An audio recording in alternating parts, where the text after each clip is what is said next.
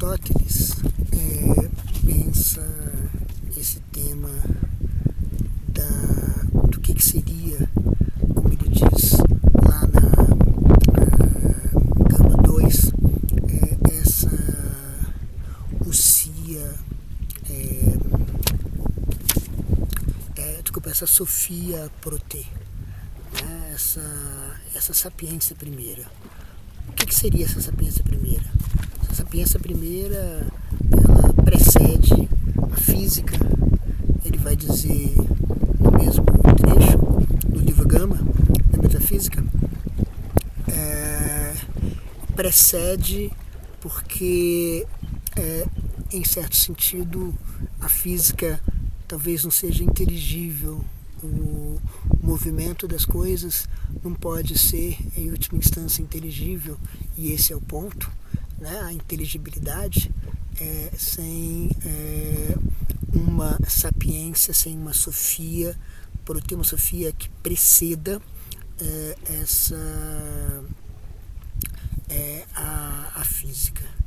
Então, é preciso uma certa maneira de olhar para a physis, uma certa maneira que conecta com ela desde aquilo que faz ela acontecer, desde os princípios, arquê, desde as causas, né, que a gente pode, que é uma maneira que a gente se acostumou a traduzir aitia, mas é bom ter em mente que essa tradução também tem seus problemas, e finalmente aquilo que faz com que aquilo que tenha uma physis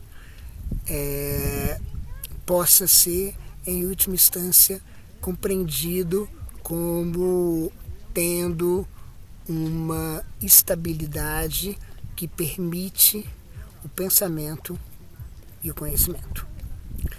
Então, é essa inteligibilidade que tem a ver com uma certa estabilidade que Aristóteles está procurando nessa Sophia Prote, nessa sapiência primeira, que seria, em certo sentido, alguma coisa que vem fundamentar, no sentido de que é aquilo que conecta e aquilo que dá a base para todo o conhecimento da physis, que torna, digamos assim, a physis conhecível. O empreendimento de tornar a physis compreensível é que a gente pode entender, portanto, como esse empreendimento da metafísica que ele está aqui inaugurando. Então, as coisas à volta, o correr das águas, o crescer das árvores, e no livro Delta ele vai dar os sinais, dar algumas indicações do que significa physis, e portanto lá ele vai dizer, vai dar vários significados para physis. Entre eles ele vai dizer que a physis é o procedimento de crescimento daquilo que cresce, né? Ou seja, é o crescer daquilo que cresce, ou seja, é esse processo de se tornar aquilo que é, né? Então a physis, ele vai dizer também que a physis significa o princípio do primeiro movimento, e aí, em certo sentido, é como se a physis tivesse uma espécie de resolução, né? Pensar sempre no ego do primeiro fragmento de Anaximandro, que a gente estava discutindo em termos da justiça, quando a gente estava falando de Platão, do Fédon, Então, é como se houvesse aqui na physis uma certa capacidade de resolução, de determinação, e essa resolução, determinação que ele está apontando aqui. A physis também diz respeito ao que a gente diz, como a gente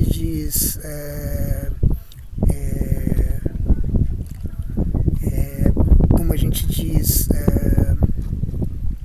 como a gente fala, é aquilo que vai ser o objeto do conhecimento, o objeto daquilo que essa Sofia Proté vai fazer, porque é justamente aquilo que dá as condições materiais da inteligibilidade. É onde começa e onde se fundamenta, portanto, a inteligibilidade que ele está querendo alcançar, galgar, extrair. Então, aqui essa permissão para o conhecimento depende de um princípio que entenda a physis como inteligível. Vale lembrar essa ideia de que a physis, grafada de diferentes maneiras, acentua a ideia, ou seja, com um Y longo, ela acentua essa ideia de uma geração, né? Como se a physis fosse a própria geração, como se a gente pode trazer a physis como natureza, mas seria, digamos assim, a naturação, se vocês quiserem, aquilo que faz uma coisa naturalmente aparecer. Então é esse naturalmente, esse crescimento natural, essa geração natural, né? Então a physis é, digamos assim, as coisas antes independentes da nossa observação, e que a gente pode observar, e observando a gente vai ter uma sapiência sobre elas. E o que é essa sapiência? É alguma coisa que vai transformar o mundo em alguma coisa que pode ser sabido. Mais adiante a gente vai ver que esse sabido vai coincidir com alguma coisa que pode ser representado. Mas voltando a Sofia Proté, ele vai dizer logo em seguida, também ainda em Gama 3, ele vai dizer que se trata, essa primeira sapiência é a sapiência da ousia. Da primeira sapiência, a sapiência da ousia. Então, da ousia, que vai ser para ele, digamos assim, um certo compartimento de physis que envolve uma materialidade, mas também uma forma. E aí a gente vai voltar a isso daqui a pouco, o que vai ser essa conjugação de matéria e forma, que, como eu disse antes, conecta a inteligibilidade na materialidade das coisas. Ou seja, a inteligibilidade não é só uma forma independente da matéria, mas ela está conectada como um pacote amarrado a essa inteligibilidade. Então, só é possível entender, para usar um exemplo que ele vai usar mais tarde no livro de Seta, só é possível entender o vinho se você entender a materialidade do vinho. A forma do vinho não vai te fazer entender o vinho. Então, para você entender, e vamos acrescentar ao ponto de poder fazer o vinho, poder reproduzir o vinho, fazer como o vinho ou, se vocês quiserem, uma coisa ainda mais natural, ainda mais naturalmente crescida, você só vai poder entender o que é uma uva se você tiver como considerar e, em última instância, simular ou artificialmente produzir a materialidade da uva. Então, a uva não é só uma forma, a uva tem a materialidade que ela tem. Então, essas ondas que a gente escuta, essas ondas que a gente está escutando, são ondas que têm uma materialidade. A fórmula da onda, ela ainda é insuficiente para a gente entender o que essa onda é, em que essa onda consiste, qual é a substância dessa onda, o que há de substantivo nessa onda. O que há de substantivo nessa onda não é, digamos assim, a fórmula da matemática, que é uma forma dessa onda, mas envolve uma materialidade. Então, por isso que se diz que Aristóteles ele dá um passo atrás na ideia de matematização do universo. A matematização ela é muito mais associada a Platão. Então, Platão está interessado nas formas, ele está interessado na possibilidade heurística inteligível da matéria, enquanto que Aristóteles, possibilidade inteligível da substância, enquanto Aristóteles está trazendo essa inteligibilidade para um âmbito que é um âmbito que requer a materialidade, que requer esse elemento, que é um elemento do que se encontra, do que há de concreto, ou seja, tem que ter um elemento concreto na substância. Seguindo de casa, justamente, né, longe da physis, que a gente estava vendo, né, que tem essa physis e essa physis, né, no tema ali do início da caracterização da delta 4, do delta 4, e também saindo da physis e chegando na ousia, que é a morada, né? Eu estava falando muito de ousia protê, porque ousia protê, em vez de Sofia protê, porque ousia protê é justamente um elemento central, como a gente vai ver daqui a pouco, da concepção de ousia. E ousia é, na base, morada, casa, lar. Então, é como se tratasse de procurar a morada das coisas. Aonde que as coisas moram, né? Aonde que elas, portanto, subsistem, aonde que elas permanecem, aonde que elas estão a maior parte do tempo e tendem a voltar. Se trata, portanto, de procurar, em certo sentido, o endereço dessas coisas. Então, perguntar pela substancialidade na imagem grega, perguntar por aonde a maior parte do tempo estão essas coisas. É por isso que a substância associa a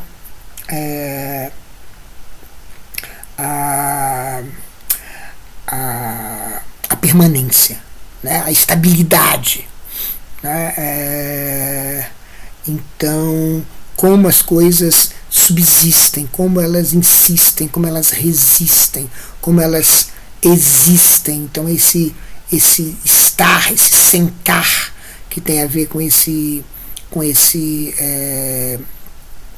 essa partícula, né, da existência. E pronto, então a ousia é essa morada. Agora, se uma coisa tem uma morada, ela de alguma maneira se faz presente, né? Então a tarefa é olhar para a presença, a morada. Essa é a tarefa central. E a morada numa forma, mas essa forma ela não está desconectada de um lugar no mundo, ela tem um lugar no mundo. E é por isso que a forma morfe vai estar associada a uma localização no mundo, a um endereço no mundo, alguma coisa que finque essa forma no mundo. Só a forma fincada que é a morada. Pensando um pouquinho de volta em Platão, quando Platão pensa que a morada das coisas está alhures, e as coisas aparecem apenas quando elas estão fora da sua morada, elas são, portanto, nômades, portanto, fluidas, portanto, no pantarrei, na sensibilidade, no mundo concreto. No mundo concreto não dá morada para nada. A morada das coisas são alhures. E Aristóteles está inaugurando a morada das coisas no sensível, né? A morada no sensível significa a primazia, em parte, da ousia, né? A primazia no sensível, no concreto, né? Então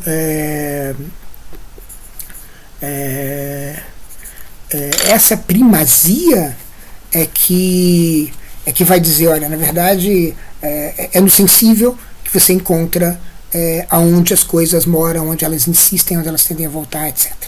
Então é no sensível que está a morada das coisas, mas não quer dizer que a morada não envolva uma forma, né? E aí, de novo, prometendo mais uma vez, a gente vai chegar no ilemorfismo, que é essa duplicidade, vamos dizer assim, essa duplicidade de modo da substância, né? De como se diz uma substância, como a gente vai ver. Então, mas a substância não pode ser pensada sem forma, sem ile, e a substância não pode ser pensada sem forma, porque sem forma ela vai ser simplesmente uma morada de coisa alguma. A ideia de uma morada informada, a morada, um endereço que tem uma casa, se você quiser, é a ideia da ousia aristotélica. Então, se fosse só uma forma, a coisa toda colapsaria em Platão. E esse é o grande medo de Aristóteles na metafísica, o colapso no platonismo, o colapso na ideia de que Platão, da ideia de que as formas alhures, que estão alhures, são onde a matéria, onde a substância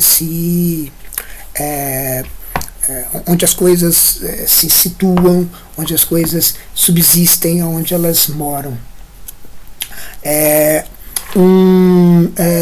Então, essa ocupação da sapiência primeira com a ousia é uma ocupação que conduz ela logo de cara para essa ideia também dos filósofos pré-platônicos de que se trata de lidar com o ser na sua mais ampla acepção.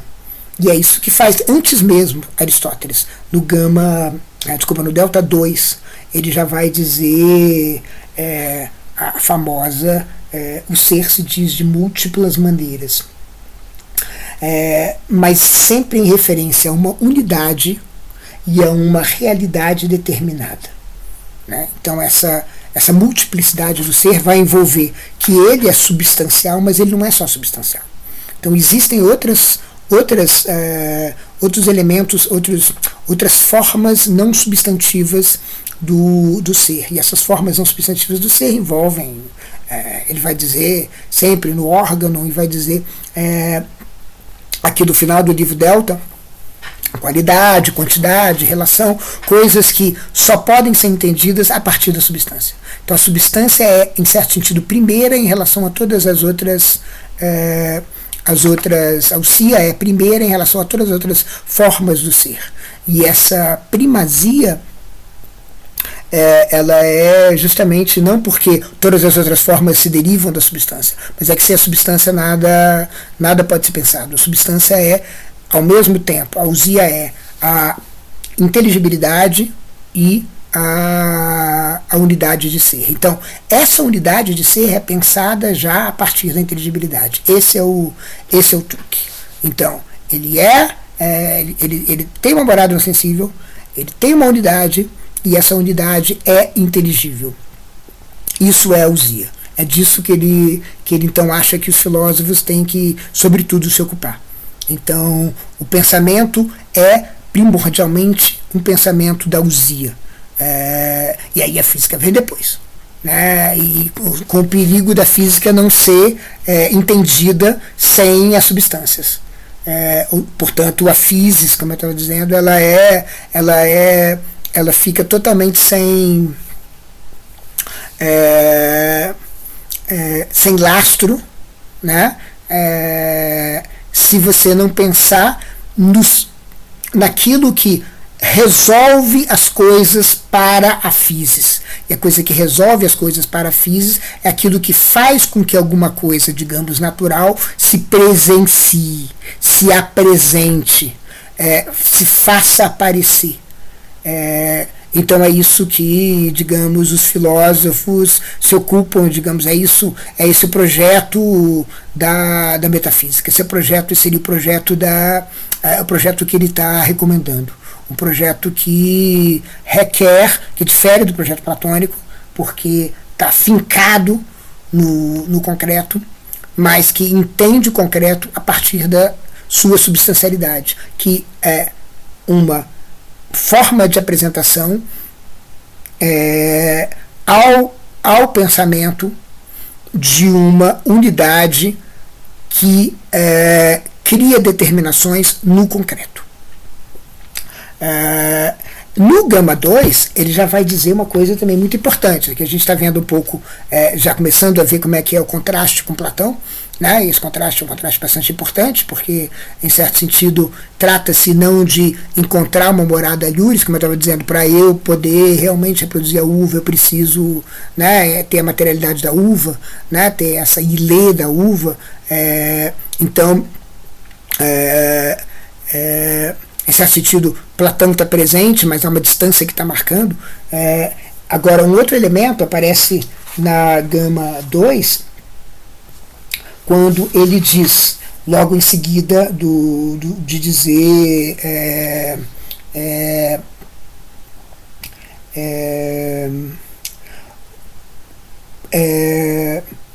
polakos, né? Se diz de várias maneiras, né? Do ser. Ele diz, o ser se diz em muitos sentidos, ainda que todos se refiram à mesma arque, à mesma base, ao mesmo fundamento, ao mesmo comando, ao mesmo princípio. Algumas coisas são ditas porque são substância, e outras são ditas de outros modos. E aí ele vai falar privações, corrupções, mutilações, qualidades, e negações dessas coisas, e até mesmo da própria ousia. Então a ausência tem que ser pensada em termos de ousia. A ausência tem que ser pensada em forma de presença. A insubstancialidade tem que ser pensada em termos de substancialidade. Então esse encontro com as unidades das coisas, unidades de ser e unidade de pensamento, que informam esse pensamento da ousia como uma morada no sensível, né? Uma morada, aquilo que mora no sensível, né? Se demora no sensível, é a demora ali que é o que a gente está implicando, né?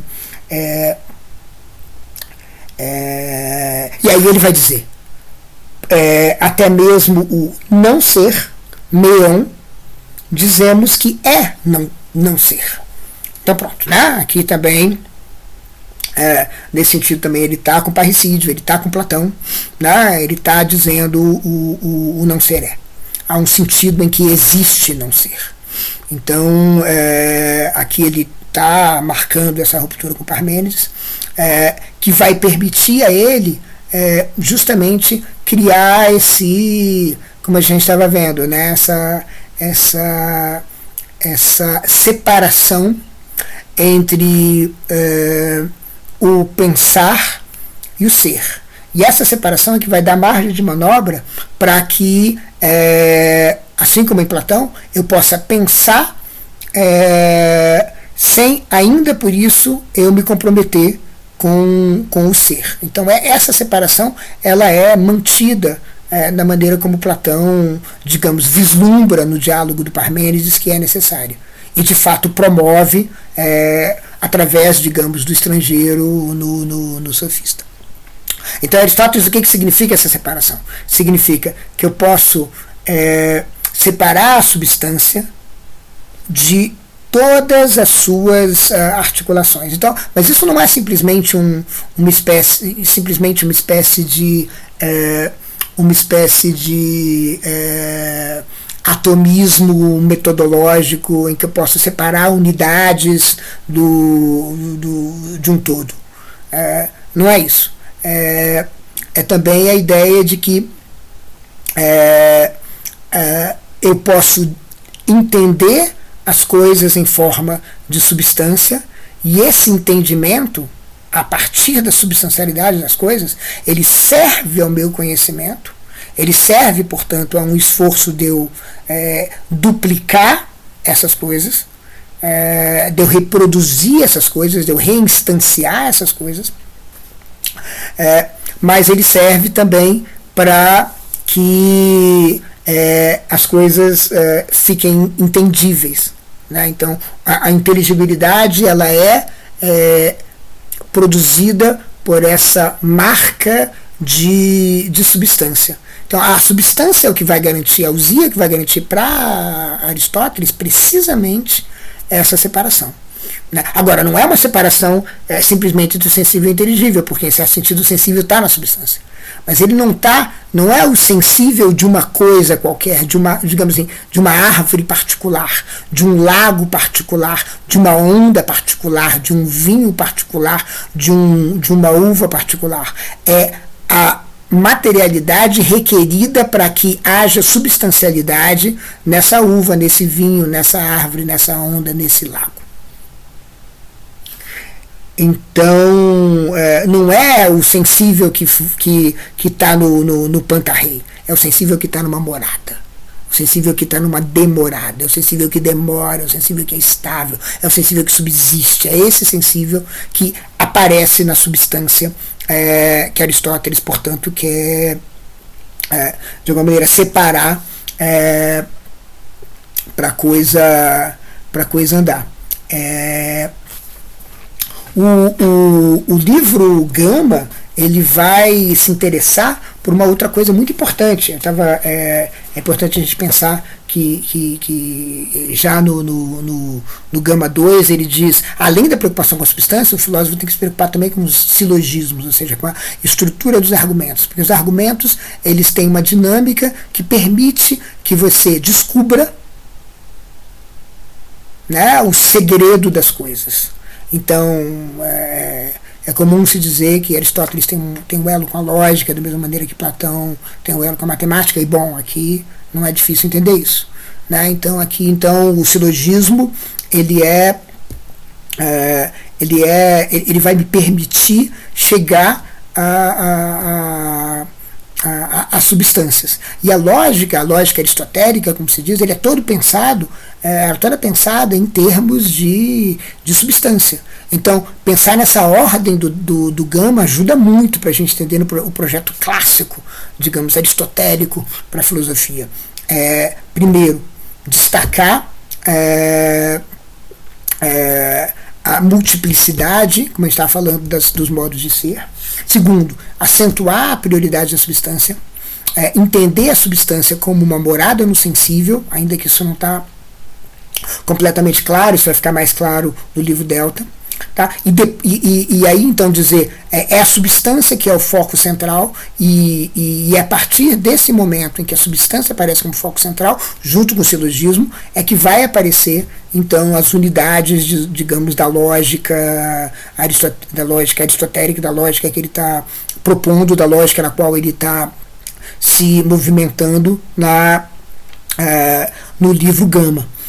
Não é, portanto, enfim, o livro Gama acaba terminando por ser, digamos assim, a sede, o locus classicus da lógica na metafísica, no livro Metafísica, sem contar com o órgão, os analíticos aos quais ele se refere, etc. Então, o que ele está interessado em fazer aqui? Ele está pensando nos princípios, que são princípios de pensamento, e são princípios da coisa. É como se nos princípios o ser encontrasse o pensar. E esse encontro vai se dar basicamente no livro Gama de três maneiras, né, em três princípios básicos, que a gente pode chamar assim, rapidamente de princípio da não contradição, o princípio terceiro excluído e o princípio da não trivialidade. Daí da não trivialidade se segue a autorrefutação de Heráclito, porque, enfim, né, se Pantarrei, também Pantarrei Panta. Né? Pantarrei também é uma coisa, ou seja, o fluxo de todas as coisas também é uma coisa que também flui. Se tudo flui, que tudo flui, também flui. Né? Então, enfim,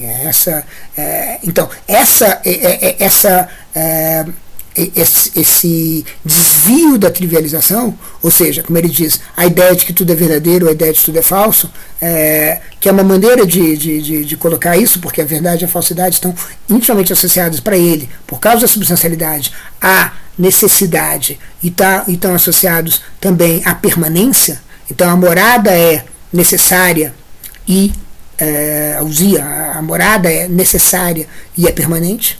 Né? Então, uma árvore que está por aí, ele está por aí, estamos aí com Platão, mas a morada dele, a morada dessa árvore é a substância árvore, que não é uma ideia, mas é alguma coisa que envolve uma certa materialidade também.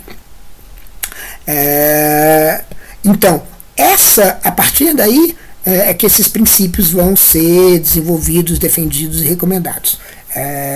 A não contradição, que vai fazer com que ele possa falar da substância sem de um modo que, quando houver contradição, isso pesa contra o argumento. Então é essa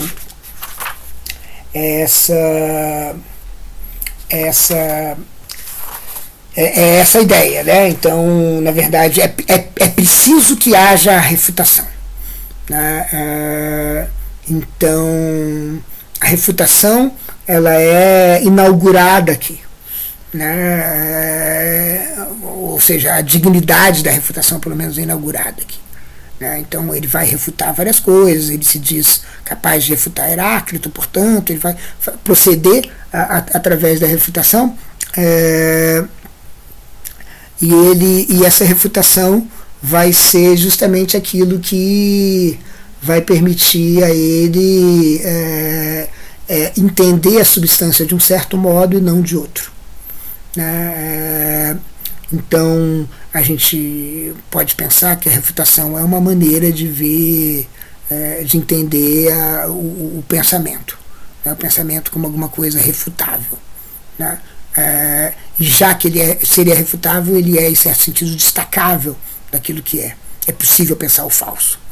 Portanto, essa capacidade que foi conquistada pelo estrangeiro no sofista é crucial para que a gente possa dar essa dignidade à refutação.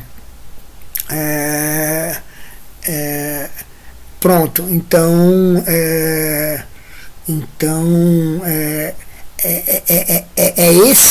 a refutação envolve, portanto, uma ideia de correção. Então o pensamento pode estar correto ou pode estar incorreto. Ele é orientado por isso. A metafísica ela é orientada por uma ideia de correção. Então, a refutação ela precisa do princípio de não contradição, segundo Aristóteles, porque basicamente, se você não pode ter contradição, uma vez que você não tem uma, bom, ainda não, você precisa também do princípio terceiro excluído, mas basicamente, a princípio da não contradição importa porque se você acha uma contradição, né, então aquilo está refutado por contradição. Né, então você está refutado por absurdo, a gente diz. Né? Então, você não quer uma contradição, porque a contradição vai ser o fim do pensamento. Essa é a pressuposição clássica, né? A contradição trivializa. Né?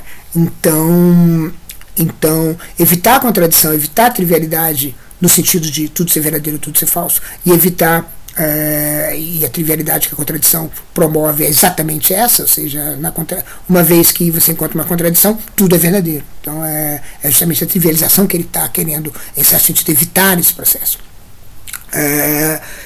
O terceiro excluído também é o que permite finalmente consolidar a refutação. Ou seja, você pode dizer assim, não é assim. Se não é assim, só pode ser de outro jeito. Então essa dualidade entre afirmação e negação, que é, digamos assim, essa doutrina da negação, que é o que aparece nessa segunda parte do texto Gama, digamos, da 3 adiante. Né? Esse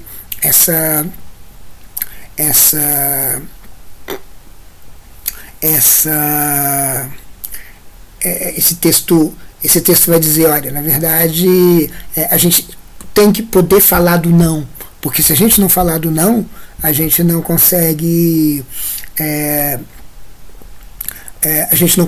ter elementos para falar daquilo que subsiste e aquilo que não subsiste, porque senão você vai ter uma coisa negando a outra, etc. E é por isso que muitas vezes a gente entende, se pode entender Heráclito, se pode entender o Pantarrei de Heráclito, ou seja, esse Heráclito aristotélico, como sendo o Heráclito de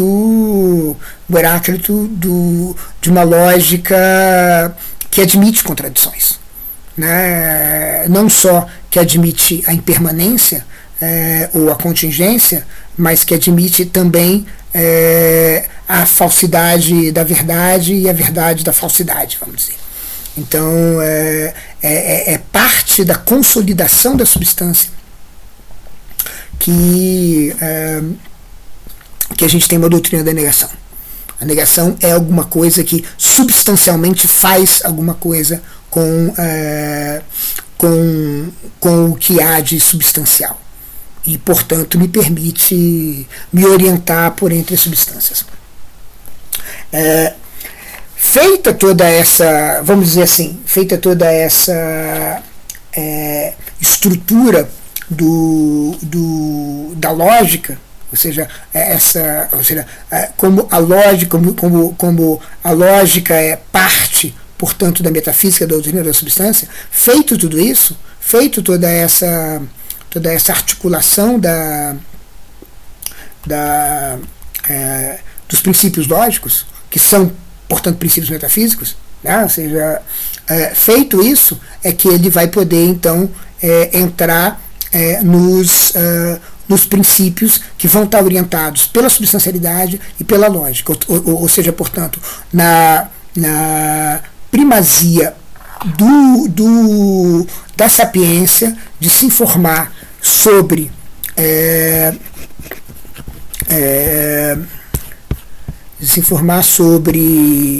a substância e o argumento. Então essa primazia é precisamente ela que precisa estar pronta no livro Gama para ele entrar no livro Delta e poder, então, portanto, falar de significados. Né? E aqui é muito interessante a gente pensar que Aristóteles está realmente muito próximo da linguagem. Então o pensamento aqui, o pensamento de Aristóteles, ele está muito associado, primeiro, à estrutura gramatical, né? A gente vai ter oportunidade, espero, de falar um pouco sobre isso quando a gente pensar na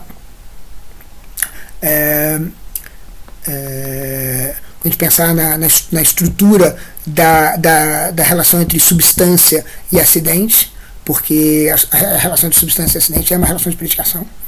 Né? Então você tem um SEP, né? Um SEP é a forma do juízo, né? E aqui Aristóteles realmente pensa nisso, e essa é a forma do juízo do silogismo.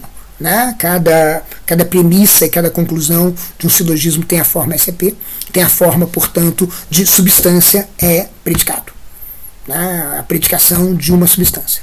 Então, em certo sentido, parece que é difícil a gente pensar com a gramática sem pensar de maneira aristotélica, porque é o pensamento de que SEP. É o pensamento de que há uma substância que está sendo predicada. Alguma coisa está sendo, digamos assim, adicionada, lógica ou cronologicamente, sobre uma substância quando a gente predica. E aí a predicação, é claro, pode ser analítica ou pode ser sintética. Se ela for analítica, vamos pensar realmente nos termos aristotélicos, hoje a gente entende isso de uma maneira um pouco diferente, mas de uma maneira, mas também em certo sentido sucursal, a gente simplesmente não pode tanta ênfase na noção de usia, mas basicamente o analítico é o que, digamos assim, é o predicado que está na usia. E o predicado que está na usia, ele não é acidental, ele é necessário. Né? Não é um acidente. Então, alguma coisa, quando você fala de um predicado de uma substância, que é um predicado necessário dessa substância, você vai dizer que esse predicado, essa predicação era analítica. Esse juízo era analítico. Quando, por outro lado, então, os exemplos, né, que a turma está acostumada, o triângulo tem 3 lados e tal, o solteiro casado. Então isso é o quê? Falar de um substantivo, vamos lá, que para Aristóteles é uma substância, há uma substância no substantivo. Falar de um substantivo que ele tem uma certa qualidade, um certo adjetivo, uma certa predicação. Então essa predicação, ela é sintética, esse juízo é sintético quando ele não é necessário. E aí você tem a associação entre o necessário e o analítico, e o sintético e o contingente. Essas associações clássicas que a gente aprendeu a desmontar, suspeitar e desconfiar nos últimos, olhando para a tradição filosófica dos últimos 250 anos, mais ou menos. Pronto, e também, enfim, o outro parzinho que a gente faz é necessário, analítico a priori, porque a priori, bom, enfim, o que é acidental e o que é sintético são coisas que eu preciso uma consulta ao mundo, porque não é substancial. É essa a questão, né? O conhecimento metafísico de Aristóteles é um conhecimento necessário a priori. Né? Então, a separação entre lógica e metafísica em Aristóteles é dificilíssimo de fazer. É uma questão sutil. A lógica é um capítulo da metafísica. Percebe? Ou seja, hoje em dia a gente diz assim, na lógica a gente pode falar de coisas necessárias a priori e eventualmente analítica, se a gente entender por analítico, logicamente necessário. Mas, para Aristóteles, isso vale para toda a metafísica. Então, para quem estiver pensando, por exemplo, em categorias como, por exemplo, o analítico,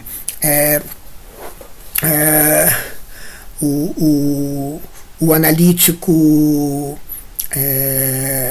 que não está associado ao necessário, né? Ou o necessário que é a posteriori, basicamente, em certo sentido, a gente está retornando a. Quando você fala, por exemplo, o necessário a priori o necessário a posteriori faz parte de um conhecimento necessário sobre o mundo. Bom, em certo sentido, você está voltando a Aristóteles em relação a alguma coisa importante, né, que os modernos romperam, né, que é justamente essa proximidade entre lógica e metafísica. Bom, a ideia de um necessário a posteriori te leva rapidamente à ideia de que há alguma coisa que não está necessariamente nas qualidades, nas descrições, né? Há uma necessidade que não está nas qualidades, nas descrições de um certo objeto, de um certo item. a gente pode dizer, e se a gente pode dizer isso, em certo sentido, essa outra coisa vai ser precisamente uma coisa muito importante para Aristóteles, que justamente os modernos, desde Descartes, tipicamente abandonam, que é a ideia de uma, agora sim, de ousia protê. Né? A gente vai chegar a ela daqui a pouco.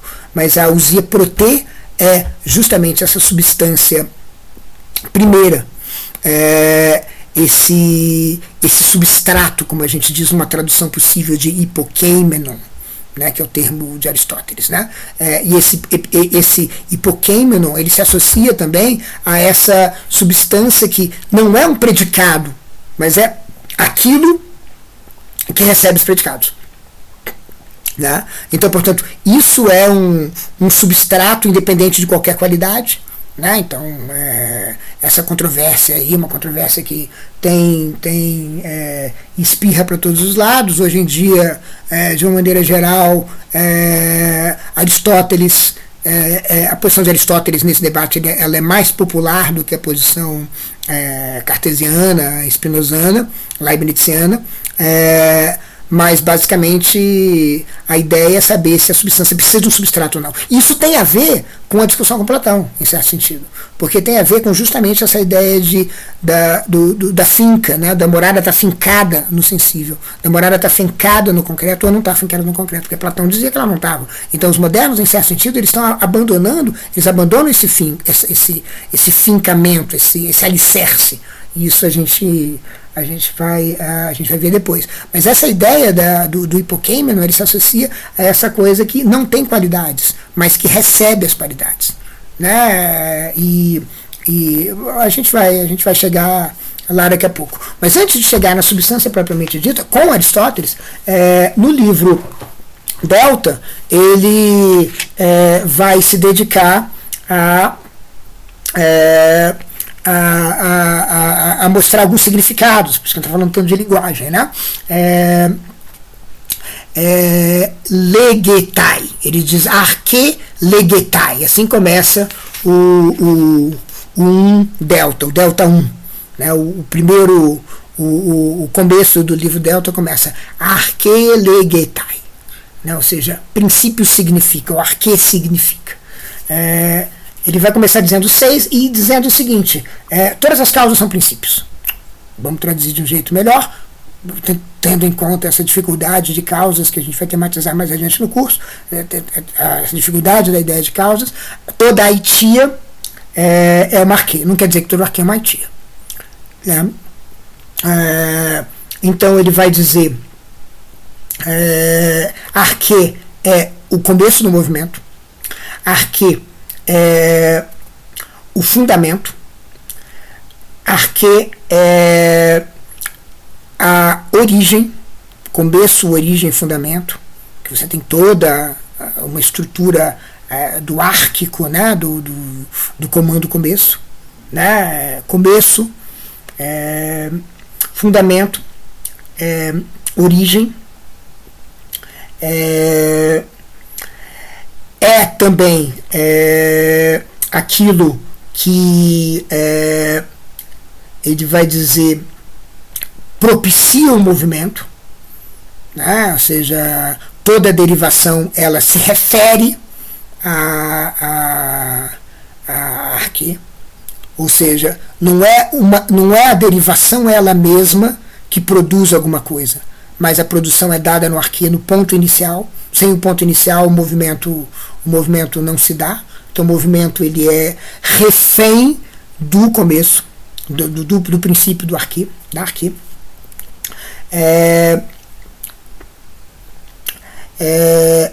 Aquilo também a intenção do movimento. O movimento, portanto, ele vai dizer por meio da vontade da arquê que as coisas se movem. Né? Então, ela não é simplesmente a eficiência do movimento, mas ela também é a finalidade do movimento. E também a arquê é uma outra coisa. A arquê ela é também o ponto de partida para o conhecimento de uma certa coisa. Uma espécie de arquê da coisa. E aí, por exemplo, ele vai comparar arquê com as premissas. Tá? Então as premissas são arqui de uma conclusão, num silogismo. Né? Então as premissas são começo, são origem, a conclusão ela deve tudo às premissas, ela tem que dever tudo às premissas, e a conclusão tem que dever tudo também a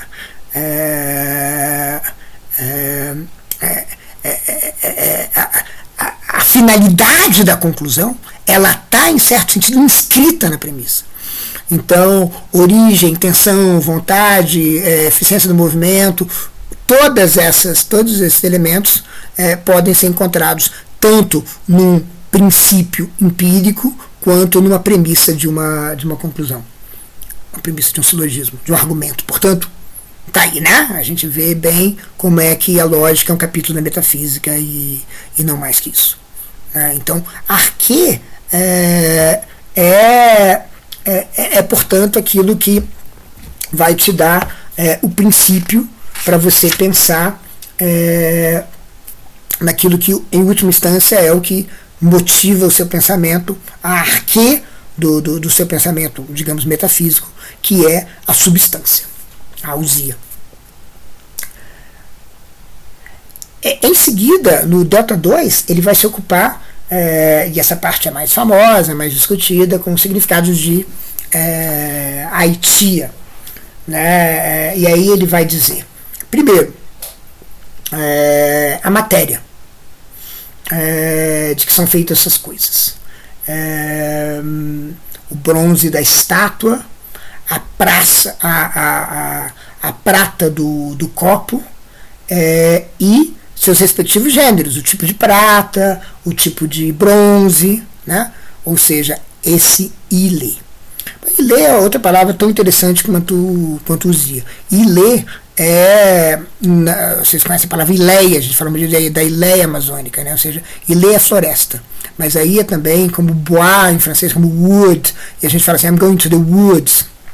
Le bois é o que? É também a mata e também a madeira.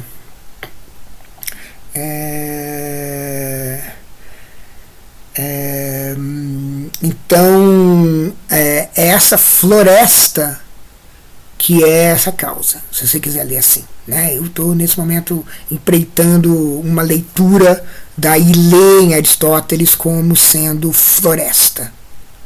Mas a tradução normalmente é madeira, não, melhor que madeira, matéria. Né? Ou matéria-prima, ou estrutura material, ou condição material. Tá? Que é também aquilo que subjaz, né? A forma, é o primeiro andar da substância, se quiser colocar em termos de uma casinha, a ousia como uma morada de novo. Então, é o primeiro andar, é a localização de onde a casa está. E essa localização é, digamos assim, o hipokeimenon, né? Aquilo que subjaz a substância. E é aquilo, como eu estava dizendo, que no limite, na sua base, no seu alicerce mais crucial, é a ousia protê, que é aquilo que não qualifica a substância, mas que recebe as qualificações da substância. Ou seja, os alicerces mesmos da casa. Então você tem o alicerce que está associado a essa base, a esse hipokeimenon, que é esse primeiro andar, esse piso da casa. Né, que localiza ele. É como se eu dissesse assim, a casa está aqui, e estando aqui é aqui que é a morada. É aqui que a coisa mora aqui. Ou seja, mora nessa materialidade aqui, que é a matéria que faz a uva, a composição em termos de moléculas de RNA que formam o SARS-CoV-2. Então essa materialidade é que é o alicerce, porque ela finca, ela endereça, ela localiza a substância. Mas estamos falando de causas por enquanto, né? Então a causa material significa o quê? Significa você não faz uma estátua sem bronze. Tá? Basicamente. Então você tem que ter a matéria para que a coisa aconteça. O movimento requer isso. depois, enfim, a forma, né, a causa formal. Então, por exemplo, para eu fazer uma mesa, tem que ter uma forma da mesa. Né? Então, aqui é, digamos, sei lá, a morada platônica, ou seja, a forma, a ideia de mesa. Tá? Então, eu preciso ter a matéria e preciso ter a ideia de mesa. Né? Então, eu vou precisar, depois a gente vai ver na substância, uma conexão entre essas duas coisas. Né? A forma e a matéria. Mas, além disso, você tem uma outra coisa muito importante, outros dois sentidos de causa muito importantes. Um é a eficiência, por exemplo, o artífice que vai fazer a mesa. Quem vai fazer a mesa? Quem vai construir a mesa? A marceneira que vai, de fato, aplicar, digamos assim, aquela floresta, aquela tábua, aquela wood, aquela bois, aquela matéria-prima, a forma da matéria, a forma da mesa. Então, portanto, aí você tem essa informação. A informação da matéria é o que a gente vai chamar muitas vezes de eficiente, né, da Haiti eficiente, né, da causa eficiente. E por fim você tem o fim. Para que você quer essa parada? Né? Então, a eficiência e o fim são...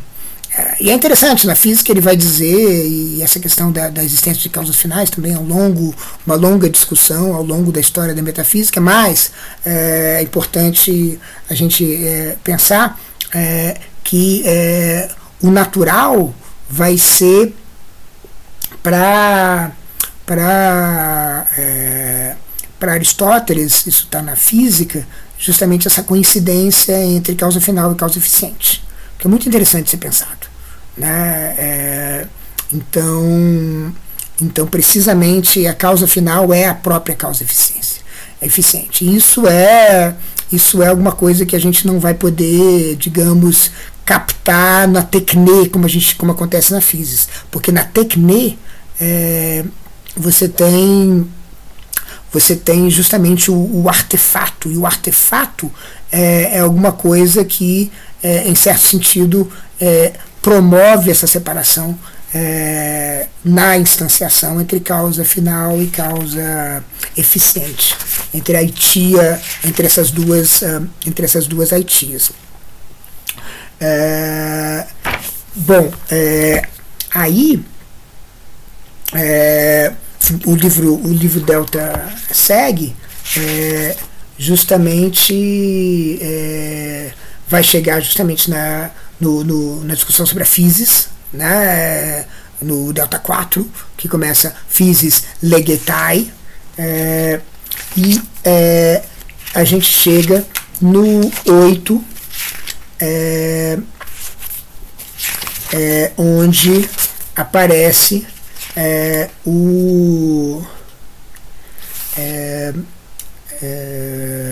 logo depois do 7, que é os sentidos do ser, toon,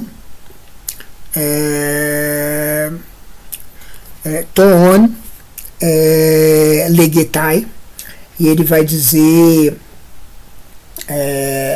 vai falar dos atributos, dos acidentes,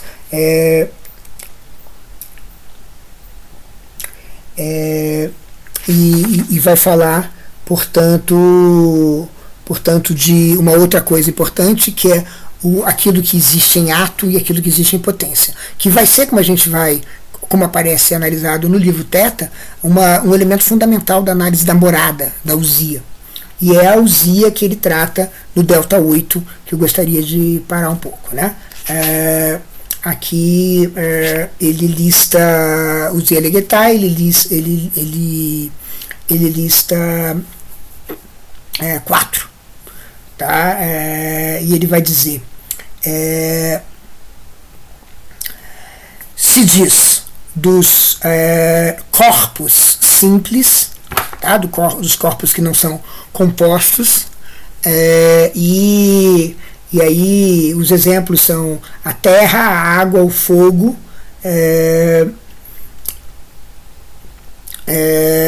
e além dos simples, os compostos, né? Ou seja, não é simplesmente os elementos centrais, como sei lá, Empédocles, que vai considerar alguns elementos como esses, como os elementos centrais, fogo, água, terra, mas o ar de Anaxímenes, a água de Tales, etc., mas também os compostos. Os compostos também são substanciais, muito importante.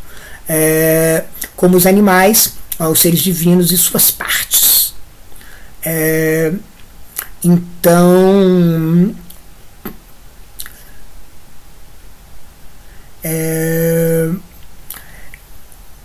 elas, e aí ele vai dizer assim, todas essas coisas são substâncias porque não são predicações de um substrato, mas tudo todo o resto é predicado delas.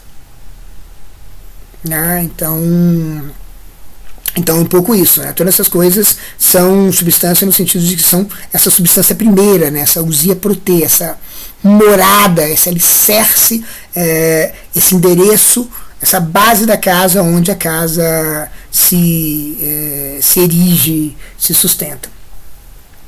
No outro sentido, a substância é o que é imanente às coisas que não se predicam de um substrato e que é a causa de seu ser. Por exemplo, a alma nos animais.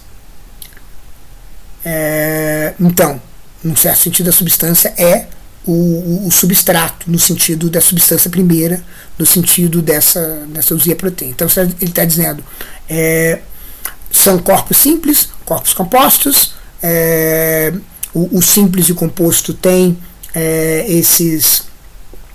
essa característica, que é o que, em certo sentido, significa também falar de substância também, né? Apontar para esse hipokeimenon. As substâncias também são as partes imanentes a essas coisas, que delimitam essas mesmas coisas. Então, é alguma coisa que, se fosse eliminado, não restaria nada. Tá? Então, a substância é o substantivo, é o que dá substancialidade do que se está falando, ou ao que está acontecendo. E também se chama de substância aquilo que é a essência, né, de alguma coisa.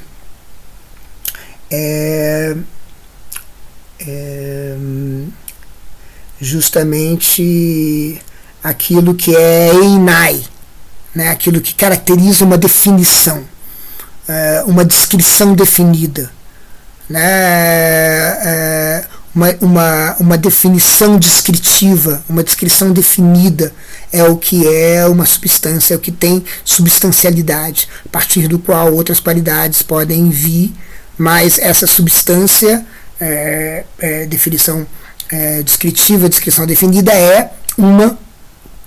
apontam para uma morada, apontam para um substrato, apontam para um hipokeimenon. E aí ele vai comentar o seguinte, daí se entende os dois significados da substância. O que é o hipokeimenon predica outra coisa, tá? Substância primeira. E aquilo que, sendo algo determinado, pode também ser separável, como a estrutura e a forma de cada coisa. Né? Então você tem aqui um primeiro andar e um segundo andar na morada. E esse primeiro andar e o segundo andar vão ser precisamente da morada, da substância, aquilo que a gente pode dizer que congrega, que faz ela congregar, melhor dizendo, matéria e forma. Né? E aí você tem o ilemorfismo. Então, basicamente, a matéria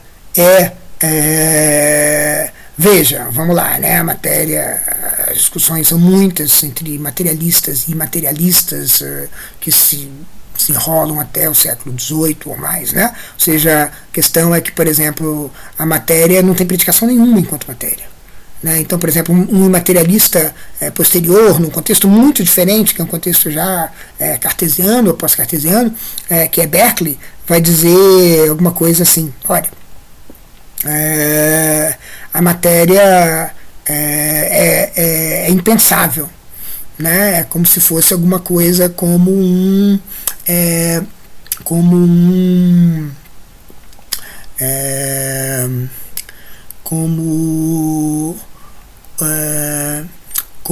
uma vacuidade que os filósofos, por alguma razão, dizem que é atual, mas que não tem atualidade, não pode ter atualidade nenhuma, porque não tem impacto nenhum, porque não tem qualificação nenhuma. Então, a matéria, ela não tem qualificação, ela não tem qualidade. É nesse sentido que ela recebe os predicados. Percebe? A matéria, ela mesma, ela é simplesmente... Você precisa da matéria para pensar na onda, como eu estava dizendo no início, para pensar na uva, mas, infelizmente, a matéria não é predicada. Então é essa a questão. Você precisa localizar a substância para fazer a separação entre substância e o sensível que não permanece, né? O sensível que, por não permanecer, entra na redundância daquilo que está fora do escopo de qualquer metafísica, o acidente, né? Então, a matéria, ela não tem predicação. Então o imaterialismo vai dizer aquilo que não tem qualificação não tem como existir, né? É impensável, ou seja, a matéria, para que seria preciso, além das qualificações, a matéria, né? Então a matéria, ela é inaugurada aqui como uma coisa de completa passividade. Tem uma erótica no ilemorfismo, que é uma erótica que acompanha todo o pensamento dualista ocidental. Essa erótica, por exemplo, é analisada pela Butler, Judith Butler, no Bodies That Matter. E ela pensa na origem disso, que é uma origem platônica. Ela vai analisar justamente a Cora, que desperta uma atenção enorme da Irigaray no Timeu de Platão. Então é essa passividade que Aristóteles está comprando, mas essa passividade é uma passividade que não é dispensável, né? Porque essa passividade é parte da substância, tem uma substancialidade nessa passividade, né? Então, e isso vai. Então, o imaterialismo, em certo sentido, ele é construído em torno dessa passividade, né? E o imaterialismo, por exemplo, o imaterialismo especulativo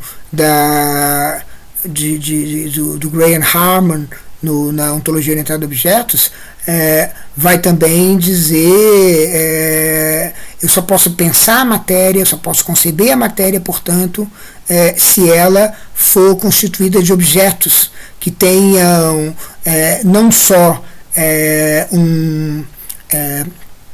um elemento inqualificável, mas também um elemento qualificável. Ele vai dizer assim: olha, a matéria, eu não consigo pensar nisso a não ser que isso esteja constituído por algumas qualidades, né? Ou seja, esteja um pacote junto com essas qualidades. E esse gesto é, em certo sentido, um gesto aristotélico, guardadas as proporções. Porque, como se Aristóteles estivesse dizendo, a matéria da substância, ela só pode ser pensada dentro da substância. Isso significa dizer que o ilemorfismo é mais ou menos o seguinte: a matéria da substância é como se fosse, eu digo assim, é como se fosse um desses pacotes que você compra numa dessas lojas de móveis do it yourself. Então você compra um material e você compra as instruções. O material é a matéria, é ilê, né? É o que vem da floresta para você ali, aquela porção de floresta, aquela porção de matéria que você vai precisar. Você não vai precisar de nada mais, e você vai precisar de tudo aquilo, supostamente. E aí você vai ter uma experiência de substancialidade fazendo a sua mesa. Bom, as outras causas vão influenciar, você vai ser o artífice, você tem um fim para isso, eficiente final. Mas você tem, portanto, uma matéria ali naquele pacote que você comprou e tem as instruções, são a forma. Ou seja, o que você vai, como você vai informar aquela matéria. Então é mais ou menos isso, como esculpir alguma coisa, né? Então a substância seria como essas esculturas, né? Essas esculturas que a gente, portanto, que você tem uma porção associada de matéria e uma forma que informa essa porção associada de matéria. Portanto, o ilemorfismo ele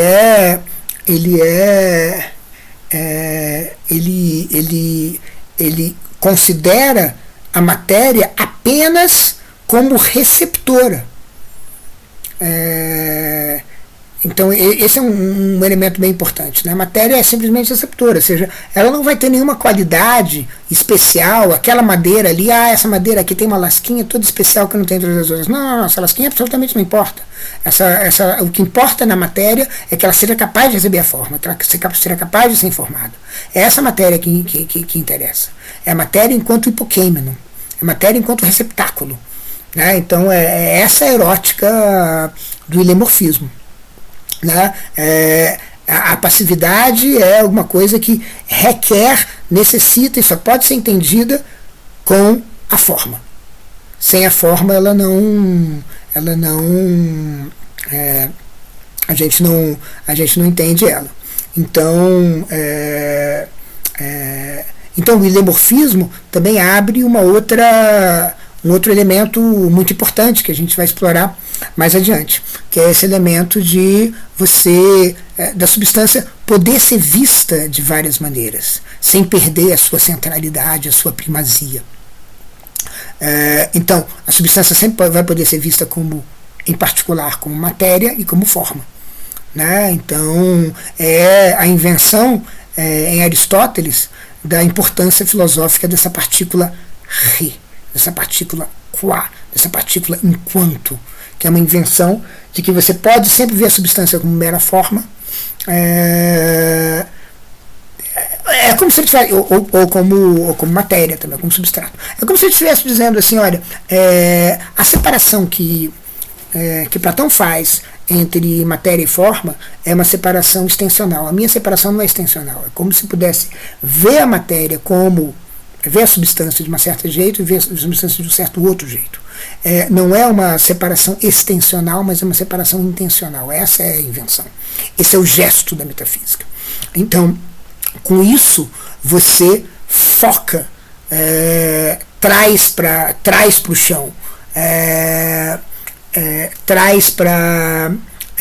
traz a morada das coisas para o sensível. E esse sensível é entendido como esse hipokêmenon. Ele é um sensível sustentador. Ele não pode ser nada mais do que o sensível sustentador. Ele não é um sensível qualquer.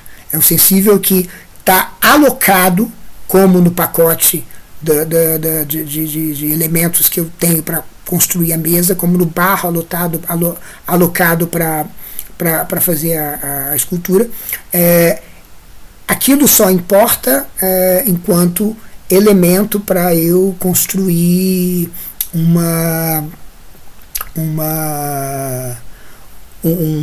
para eu informar. Né? Então, ou seja, é como se eu estivesse dizendo, não é a forma, mas é a matéria informada. Né? Não é a forma que é a morada de uma coisa, mas é a matéria informada que é a morada de uma coisa. É na matéria informada que ela se demora, que ela volta, que ela tende.